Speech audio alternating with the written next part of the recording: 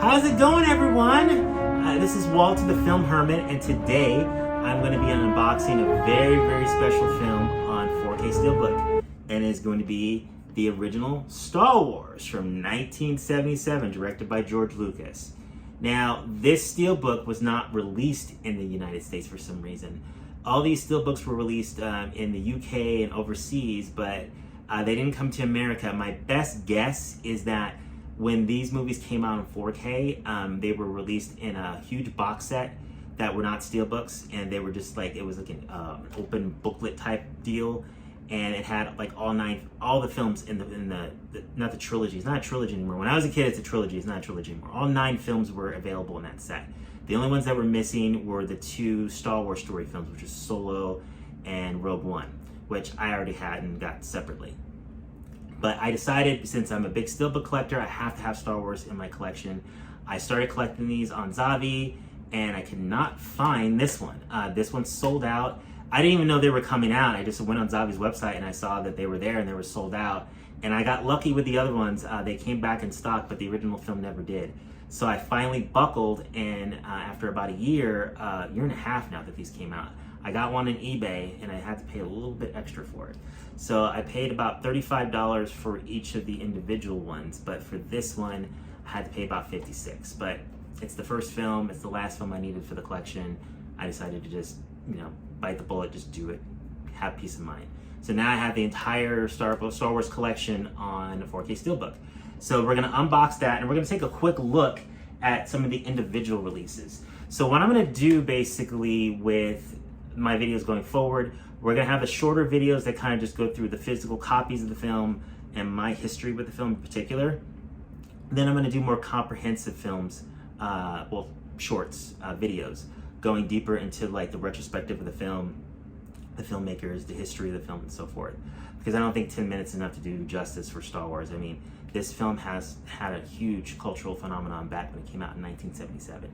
And strangely enough, I run across a lot of people that have never seen it before. If my job especially, I can't say where I work, but where I work, a lot of people, they just tell me that they've never seen the movie before.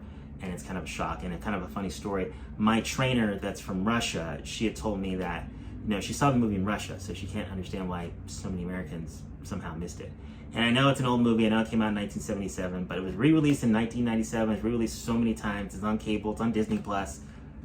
It's amazing so many people haven't seen it, but we'll go deeper into that. So this is a version of the Steelbook we'll look at as well. This is the original movie that was released on Steelbook back in 2015. Now I almost didn't get this one because I already had the movies on Blu-ray. They came out a couple years prior, but after they came out, I liked the rear art. The front art I thought was kind of a disappointment, and then the rear art had the original poster on there, so I really like that. So we're gonna do something different with this video too. We're gonna have a little closer up of the Steelbook than we normally, so you guys can get a good image of what the Steelbook looks like. So if you can find one, which these are still available, at least these are still available. If you can find one, see if you wanna pick one up or not. And then also, I picked up the slipcover just because it's Star Wars. I liked the image quality of it, and we're gonna take a better look at this too. I like the color scheme, how each film had a color scheme, and this is kind of like a holofoil effect of the image. It's reflecting kind of badly in the light, but we're gonna get a better shot of it when we open it up. So just to talk quickly about the film. Film originally came out in 1977. This is the first film in the franchise, even though it's referred to as Episode 4. It's directed and written by George Lucas. This was his 3rd movie, and this is a film that I've read that he was pretty sure was gonna fail.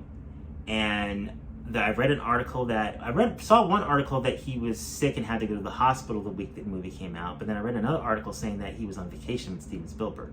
So I'm not sure which story is correct, but apparently it was a surprise when he found out. There were huge lines everywhere, and it was a huge weekend.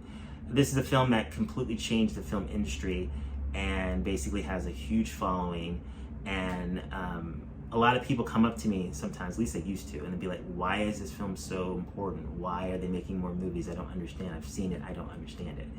And I think film is something that kind of encapsulates in the time that it came out. I love this movie, and I think it's a great film, and I've seen a lot of YouTube reactors, people that are in their early 20s that have never seen the film, and they watch it and they love it.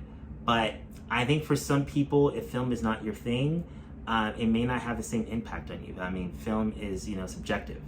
And I think also sometimes these films are very encapsulated in the time that they came out. It's kind of, for example, Black Panther. When Black Panther came out in 2018, it had a huge cultural phenomenon and people really loved it. And I think maybe 10 to 20 years from now, people may look back on that and not see why it was so important at the time, even though it was to us at the time when we saw it.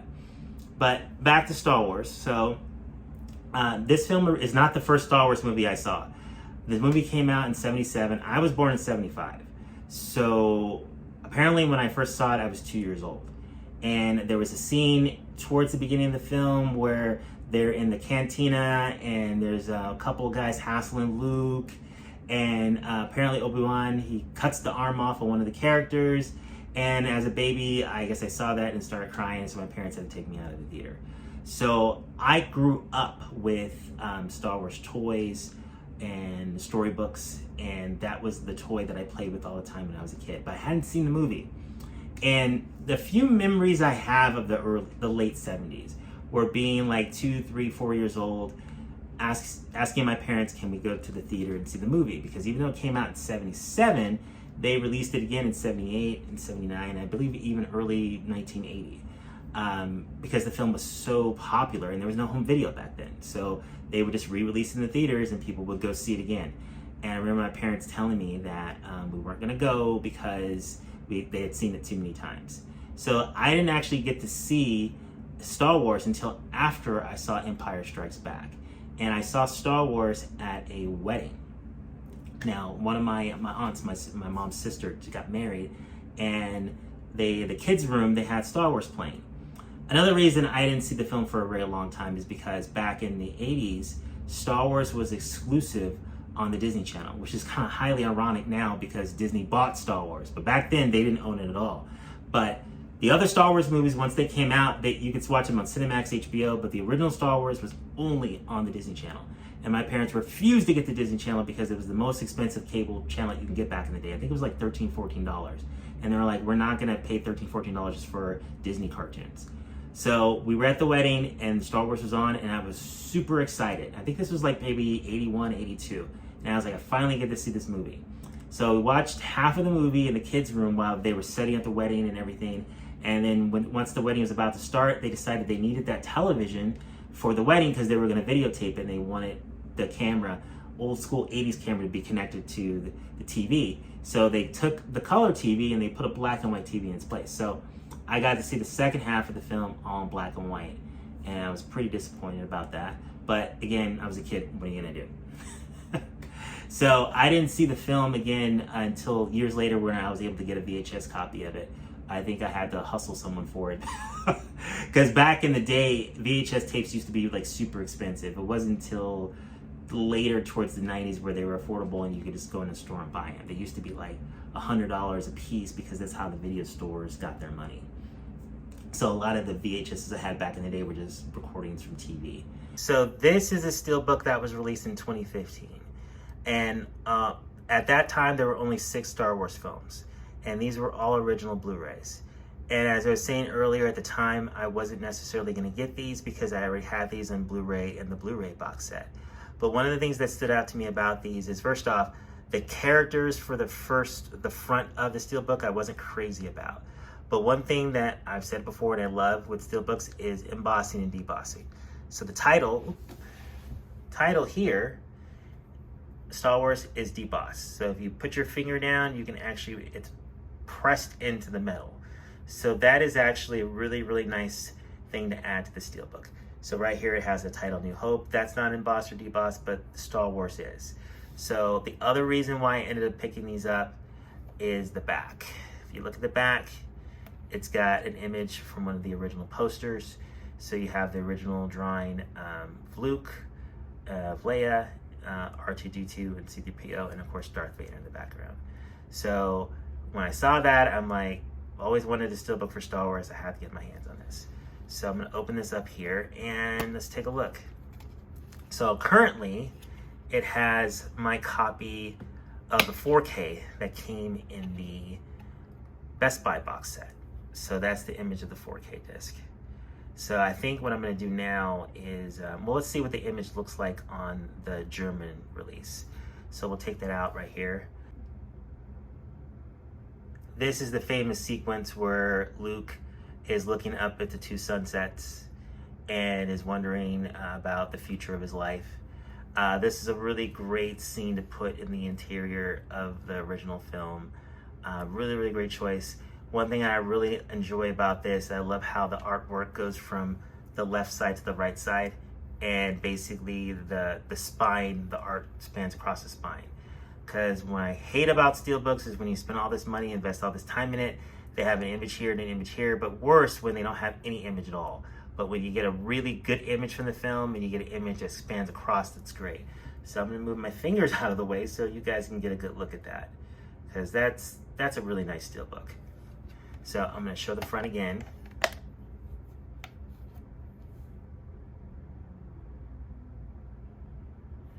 And basically, you're gonna take a quick look at the back.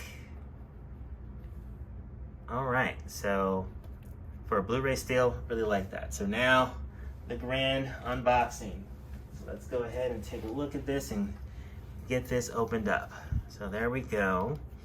Now this was a German release, so I just noticed right now that A New Hope is in German, but this should be the same Steelbook that was released in the UK. The J card itself should just have German on it, which I'm gonna take out of the packaging. When I store this, I'm not gonna have that in there. So let me go ahead and, I was gonna use this blade, but I don't wanna damage the steel. I think I'm just gonna go ahead and try to peel it with my finger. So let's do that. All right.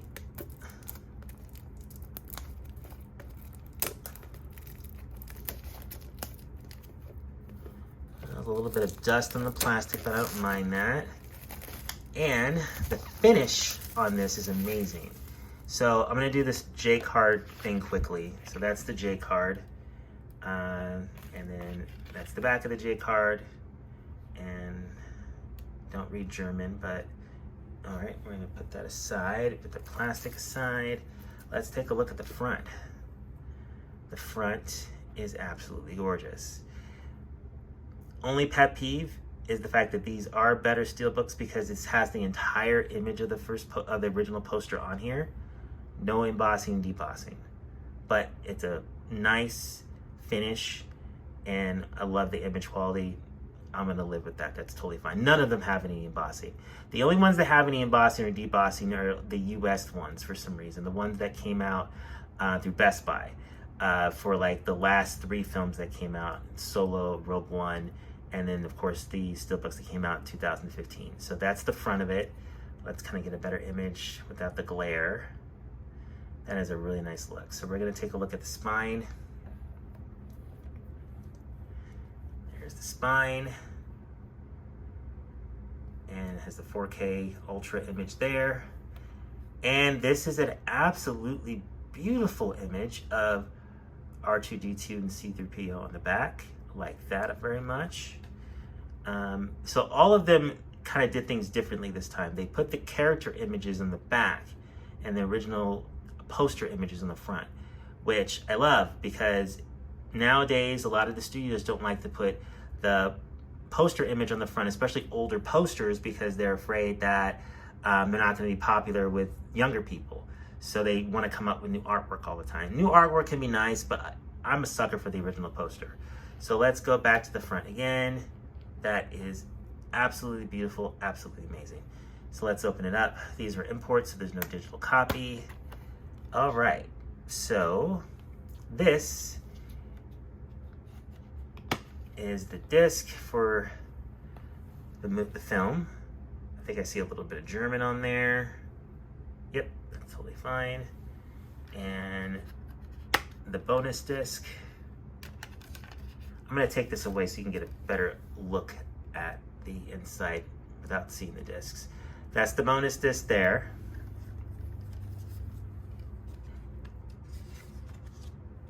And this is should be the regular Blu-ray. So that's an image of Princess Leia putting the plans into R2-D2. And then that's the bonus disc. And then that's the 4K disc. I think what I'm gonna do is I'm gonna put my US discs inside this and take the J card out, so that way you won't be able to tell the difference. So this inside artwork is amazing as well. You have an image of Obi-Wan Kenobi fighting Darth Vader in their final battle. And again, as I said before, I love how it's an image from the film and how it expands from the left to the right, and the spine is included with the image as well. That's just beautiful, beautiful artwork. That's definitely worth the 56 bucks. So I'm so glad I got this. I'm so glad I was able to complete my collection. So if you guys don't have this particular edition yet, the only thing I can recommend is do what I did, go on eBay and just try to find the best price that you can going forward. But yeah, I definitely think this is worth it. I'm a big Star Wars fan. I wanted to have the collection complete, and like I said, it looks very, very, very great on Steelbook. Also, I wanted to point out that because I wasn't crazy about the artwork on the front of the Steelbooks, I did try to get a lenticular magnet. So this is a lenticular magnet for the first film, and you can get these usually on eBay, and what you can do is usually it has two images. So you have an image of Darth Vader, but then you twist it, and this is the poster that they used for the 1997 re-release. So the 1997 re-release was the release that basically had all of the new visual effects. So what George Lucas did was about 1997, they had these really cool trailers. And the trailers basically, they had an image of a television screen and basically said for many, many years, most people only had the chance to watch Star Wars on the small screen. But if this is the only way you've seen it, you've never seen it before. And then all of a sudden, the X-Wing just flies out of the TV and comes straight towards the image, the screen, and it blows up a TIE fighter. And all the films got released in theaters back in 1997, and they all had new digital effects, which at the time I thought was a great, amazing thing.